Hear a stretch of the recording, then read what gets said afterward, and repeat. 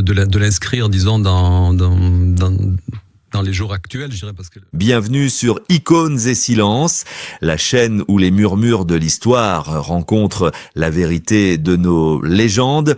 Il a vendu plus de 25 millions de disques, enchaîné les succès intemporels et rempli les plus grands stades. Pourtant, il a toujours choisi de fuir les tapis rouges éblouissants et les soirées mondaines de la capitale. Aujourd'hui, à 72 ans, Francis Cabrel admet enfin ce que nous avons tous secrètement soupçonné. Derrière la douceur de ses ballades et la poésie de ses mots se cache une lutte féroce, une guerre silencieuse mais acharnée pour protéger son âme contre une machine qui dévore tout sur son passage. Comment un artiste au sommet absolu de la gloire peut-il préférer l'ombre à la lumière, qui a réellement essayé de lui voler sa voix, son identité et cet accent du Sud qui fait tout son charme? Pendant des décennies, le public l'a perçu comme un homme mystérieux, un paysan ancré dans sa terre d'Astafort, loin de la frénésie parisienne. Mais cette retraite n'était pas seulement un choix de vie paisible, c'était un acte de résistance instinctif. Sous les projecteurs aveuglants de la célébrité, Francis Cabrel était devenu l'une des voix les plus rassurantes de France, un repère pour une nation entière. Mais en coulisses, les blessures étaient profondes. Il a dû faire face à un système impitoyable qui ne voyait en lui qu'un produit à formater. Des producteurs parisiens cyniques ont tenté d'effacer ses origines, de lisser ses aspérités et de le transformer en une idole standardisée. Ce n'est qu'avec le recul du temps, du haut de ses 72 années, qu'il laisse entrevoir la réalité de ses affrontements. Il n'a jamais pardonné à cette industrie glaciale d'avoir voulu le dépouiller de son authenticité. Il révèle aujourd'hui la cruauté de ce monde artificiel qui a failli le briser à plusieurs reprises. Au moment où les premières notes de ses chansons inondaient les radios, beaucoup croyaient qu'il vivait un rêve éveillé. Mais ne vous y trompez pas, dans le secret des bureaux parisiens, un tout autre scénario se jouait pour cet homme venu de la province. Pour comprendre comment cette icône a survécu à cette tentative de destruction et ce qui s'est réellement passé au début de son ascension, il faut revenir là où tout a basculé. Pour comprendre la fêlure de cet homme, il faut d'abord mesurer l'immensité de son triomphe. Tout commence véritablement à la fin des années 70 avec une déclaration d'amour d'une simplicité désarmante, avec la chanson Petite Marie, écrite pour celle qui deviendra la femme de sa vie. Francis Cabrel ne fait pas que remporter un concours de jeunes talents, il s'infiltre doucement dans le cœur des Français, mais c'est en 1979 que le destin bascule de façon vertigineuse. Le titre « Je l'aime à mourir » résonne sur toutes les ondes et se vend à plus de 2 millions d'exemplaires. Du jour au lendemain, ce jeune homme timide à la moustache épaisse et aux cheveux longs devient une star absolue. Il enchaîne l'année suivante avec L'encre de tes yeux, confirmant qu'il n'est pas l'homme d'un seul succès, mais bien un poète majeur de sa génération. Dans cette France des années 80, une époque où le disco et les synthétiseurs règnent en maître, Cabrel détonne, il incarne une authenticité rurale, un retour à la terre et aux émotions brutes dont le public a désespérément besoin. Les Français voient en lui le troubadour moderne, l'homme idéal qui chante l'amour avec une vulnérabilité assumée. Chaque album devient un événement national, un remède pour une société en pleine mutation. Son apogée artistique et commercial atteint des sommets vertigineux avec la sortie de l'album Sarbacane en 1989, puis le raz de marée historique de Samedi soir sur la Terre en 1994. Cet opus majestueux s'écoule à près de 4 millions d'exemplaires, devenant l'un des albums les plus vendus de toute l'histoire de la musique française. Des chansons comme La Corrida ou Je t'aimais, Je t'aime et Je t'aimerai s'inscrivent instantanément dans le patrimoine culturel commun. La folie Cabrel ne s'arrête pas aux frontières de l'Hexagone, son aura traverse les océans, le Québec l'adopte comme l'un des siens, la Belgique et la Suisse l'adulent, et ses traductions en espagnol, notamment avec La Quiero a morir, lui ouvrent les portes de l'Amérique latine avec un succès phénoménal. Il est partout, sur toutes les scènes et sur tous les écrans. Chaque concert est joué à guichet fermé devant des foules immenses et passionnées. Au début, il y a la joie immense de partager ces mots, l'émerveillement de voir des dizaines de milliers de voix chanter à l'unisson la poésie qu'il a composée seul dans sa chambre. Il enchaîne les tournées épuisantes, passant ses nuits dans des hôtels anonymes, loin de son village natal d'Astafor. Cependant, derrière les disques de diamants et les ovations interminables, la réalité commence à s'assombrir. La célébrité est un monstre affamé qui demande toujours plus d'apparitions, plus de sourires de façade et plus de compromis. Francis Cabrel, profondément attaché à son intimité et à sa liberté, ressent les premiers vertiges de cette surexposition étouffante. La pression pour maintenir cette image de l'icône romantique parfaite devient une charge écrasante sur ses épaules. La machine médiatique veut s'approprier son âme, décortiquer sa vie privée et lui imposer un rythme effréné qui l'éloigne de son essence. La chaleur des projecteurs se transforme peu à peu en une brûlure constante alors que le monde entier l'applaudit. Une angoisse sourde grandit dans son esprit. Comment rester soi-même quand l'industrie de la musique exige de vous transformer en une simple marchandise rentable ? La gloire éclatante cachait en réalité des chaînes invisibles et les jours sombres de l'exploitation n'allaient pas tarder à révéler leur véritable visage. La gloire était là, éblouissante et absolue, mais le prix que ce système exigeait de lui était plus lourd que n'importe quelle monnaie, alors que la France entière chantait ses louanges. Francis Cabrel vivait un véritable déchirement intérieur derrière les portes closes. Le monde du spectacle parisien, avec son arrogance et ses codes stricts, n'a jamais voulu l'accepter totalement pour cette industrie naissante. Ce jeune homme de la campagne n'était qu'une matière première, un produit brut qu'il fallait tailler selon les exigences impitoyables du marché. Le premier grand traumatisme, la blessure qu'il n'a jamais pardonnée, fut la tentative délibérée d'effacer son identité sonore. Lors de ses tout premiers pas en studio, les producteurs de la capitale ont méprisé son accent du sud-ouest. Ils jugeaient cette voix rocailleuse trop provinciale. On a exercé sur lui une pression terrible pour qu'il gomme ses racines, pour qu'il chante avec une diction standardisée et sans âme.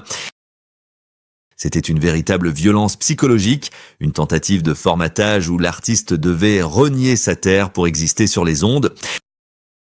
Mais l'exploitation invisible ne s'est pas arrêtée au studio d'enregistrement. Très vite, la puissante machine médiatique a pris le contrôle de son emploi du temps. Lui qui aimait prendre le temps de vivre n'avait plus son mot à dire. Les attachés de presse dictaient ses apparitions publiques, lui imposant des sourires de façade lors d'événements mondains qu'il détestait profondément. Les journées s'étiraient dans une succession infinie d'interviews promotionnelles, d'émissions superficielles et de séances photos imposées. Le système tentait de le transformer en un bien de consommation courante qu'il fallait rentabiliser à l'extrême.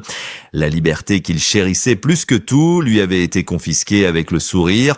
Lui, qui puisait son inspiration dans le silence réconfortant de la nature et la chaleur protectrice de sa famille, se retrouvait prisonnier de chambres d'hôtel luxueuses mais désespérément solitaires. Le contraste entre l'image publique idéalisée et la réalité quotidienne devenait une torture silencieuse. Sur les affiches de ses tournées gigantesques, il était le poète serein que tout le pays adorait, mais loin du regard des foules, il se sentait isolé, enserré par des obligations contractuelles lourdes dont il n'avait pas mesuré la cruauté à ses débuts. L'industrie musicale ne le protégeait pas, elle le consommait de l'intérieur. Les paparazzis ont commencé à traquer ses moindres faits et gestes, cherchant à percer le sanctuaire de sa vie privée. Cette intrusion permanente a été vécue comme une violation insupportable. L'angoisse de voir sa famille exposée et dévorée par ce tourbillon toxique devenait une véritable obsession. Il se rendait compte avec amertume que ce milieu ne voyait pas l'homme fragile derrière la guitare, mais seulement une machine à générer des millions. Il se sentait comme un otage d'une industrie qui ne connaissait que le langage du profit. Il avait signé pour partager sa poésie, pas pour vendre son âme. Les injonctions constantes pour rester au sommet des ventes devenaient une cage dorée dont les barreaux se resserraient chaque jour. La trahison était celle d'un système entier, froid et cynique, qui se nourrissait de sa sincérité tout en méprisant sa nature profonde, alors que les chiffres de vente continuaient de grimper. Une fracture irréversible se créait dans son cœur. L'illusion parfaite de cette gloire étouffante allait très bientôt se heurter à un mur de réalité brutale, et cette tension accumulée allait finalement provoquer un véritable séisme personnel. Au moment même où la France entière le croyait intouchable, et puis, la goutte d'eau qui fait déborder le vase finit par tomber en 1994. C'est l'année de tous les superlatifs. L'année où l'album Samedi soir sur la Terre écrase absolument tout sur son passage, avec près de 4 millions d'exemplaires vendus. Cet immense triomphe aurait dû être l'apothéose d'une carrière parfaite. Le moment de savourer une victoire écrasante. Mais pour Francis Cabrel, ce sommet vertigineux se transforme paradoxalement en un gouffre d'angoisse terrifiant. La lumière des projecteurs devient si intense qu'elle menace de le rendre aveugle à sa propre existence. Le succès phénoménal de cet album déclenche une véritable hystérie collective, une fureur médiatique qui envahit chaque parcelle de sa vie. Il n'est plus seulement un chanteur populaire, il est devenu un phénomène de société que tout le monde veut s'approprier. Les journalistes campent presque devant sa porte, les magazines scrutent le moindre de ses mouvements et la pression populaire atteint un niveau suffocant. Le sanctuaire qu'il avait mis tant d'années à construire autour de sa famille est violemment attaqué par cette célébrité dévorante. L'homme qui chantait l'amour paisible et les paysages tranquilles se retrouve pris au piège dans l'œil d'un cyclone médiatique impitoyable. Il se sent littéralement dépossédé de lui-même, englouti par une image gigantesque qui ne lui correspond plus. L'industrie musicale, ivre de ses chiffres de ventes astronomiques, en demande toujours plus de tournées colossales, plus de plateaux de télévision épuisants, plus d'interviews où il faut répéter inlassablement les mêmes mots vides de sens. C'est à cet instant précis, alors que le pays entier scande ses refrains, qu'une crise profonde le frappe de plein fouet, le burn-out le guette, une fatigue de l'âme si lourde qu'il envisage sérieusement l'impensable. Francis Cabrel pense tout arrêter, il songe à poser sa guitare pour toujours, à fuir définitivement ce milieu qui consomme les artistes jusqu'à la moelle, à disparaître totalement pour sauver sa peau et protéger les siens. L'idée de tout abandonner tourne en boucle dans son esprit épuisé. Le monde du spectacle, qu'il avait porté au nu, l'a laissé complètement exsangue, vide et terriblement seul face à ce miroir déformant de la gloire. Beaucoup auraient sombré dans la dépression ou cédé définitivement à ces sirènes toxiques pour garder leur trône. Mais cet homme du Sud n'allait pas se laisser détruire si facilement. Il allait trouver une porte de sortie inattendue, un moyen radical et éclatant de reprendre le contrôle absolu de son destin et de sa voix. L'histoire aurait pu s'arrêter là, sur l'image d'un homme brisé par son propre succès, mais Francis Cabrel a choisi la rébellion, une rébellion silencieuse, élégante, mais d'une fermeté absolue. Arrivé à l'âge de la sagesse, cet artiste de 72 ans ne se cache plus pour dénoncer ce qui l'a fait souffrir. Il a décidé de briser le silence, non pas par des éclats de voix vengeurs sur les plateaux de télévision, mais par des actes fondateurs et des paroles d'une lucidité tranchante lors de rares entretiens. Il a finalement pointé du doigt cette machine parisienne qui broie les âmes. Il a évoqué ses directeurs artistiques cyniques qui voulaient effacer son accent, ses managers obsédés par la rentabilité qui l'ont poussé à l'épuisement et ce système tout entier qui transforme la poésie en un vulgaire produit de consommation sans jamais prononcer de nom pour ne pas salir son propre message. Il a condamné publiquement ces méthodes destructrices. Son refus de se soumettre a pris une dimension spectaculaire face à la nouvelle ère numérique. Pendant de longues années, il a catégoriquement refusé de voir son catalogue musical sur les plateformes de streaming en ligne. Ce n'était pas l'acte d'un homme dépassé par la technologie, mais le cri d'alarme d'un créateur outré. Il dénonçait avec force l'exploitation moderne où des géants de l'industrie paient les artistes des miettes pour des millions d'écoutes. Par ce boycott assumé, il a défendu la dignité dignité de toute une profession. Prouvant qu'il n'avait jamais oublié les contrats abusifs et le mépris de ses débuts. Mais sa plus belle victoire sur ce monde artificiel se trouve dans son refuge, loin de la capitale. À Stafford, il a créé une forteresse protectrice pour la nouvelle génération. Avec l'association Voix du Sud et ses rencontres musicales, il a mis en place un sanctuaire où les jeunes talents peuvent éclore sans être dévorés par les loups de l'industrie. Il les met en garde contre les illusions de la célébrité, contre ces producteurs avides qui exigent de changer une voix, un style ou une identité pour vendre quelques disques de plus. Francis Cabrel a transformé son traumatisme initial en un bouclier pour les autres. Il a repris le contrôle absolu de son récit et de sa destinée. Le public, d'abord surpris par cette intransigeance, a fini par comprendre et par saluer ce courage immense. Les médias ont dû s'incliner devant cet homme qui a préféré la vérité de sa terre aux mensonges brillants du show business. Cette prise de parole puissante résonne aujourd'hui comme un héritage moral incontestable et une formidable leçon de survie. Et cette leçon de vie ne s'adresse pas seulement aux musiciens, elle nous questionne tous sur notre propre rapport à l'authenticité et au succès. Comment cette histoire bouleversante peut-elle nous inspirer aujourd'hui et quel message universel cet immense artiste nous laisse-t-il pour l'avenir? C'est ce que nous allons découvrir maintenant. L'histoire de Francis Cabrel dépasse largement le cadre de sa propre carrière. Elle agit comme un miroir tendu vers une industrie du divertissement souvent aveuglée par le profit. Son parcours résonne comme un avertissement pour toutes les générations futures. Que se passerait-il si le monde du spectacle traitait enfin les artistes comme des êtres humains avec leur fragilité et non plus comme de simples produits de consommation jetables? Sommes-nous véritablement prêts à écouter la douleur de nos idoles avant que les lumières de la scène ne s'éteignent pour toujours? Cette réflexion nous pousse à regarder au-delà des paillettes et des sourires de façade. Le combat de cet homme pour préserver son identité est aussi celui de milliers d'autres créateurs. De jeunes talents ou d'enfants stars qui ont été broyés par un système implacable.